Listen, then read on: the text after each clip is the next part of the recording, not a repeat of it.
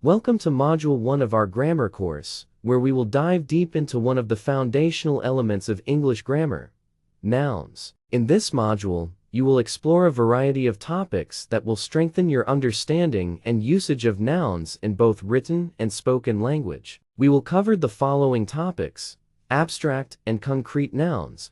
Learn to distinguish between nouns that represent tangible objects, concrete, and those that signify ideas, qualities, or concepts that cannot be physically touched, abstract. Proper and common nouns.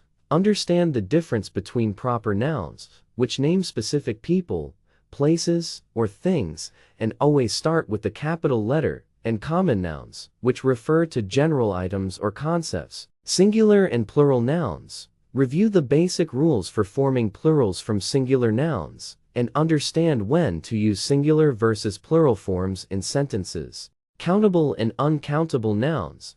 Explore the distinction between nouns that can be counted, countable, and those that cannot be counted, uncountable, and how this affects their usage in sentences. Irregular plural nouns.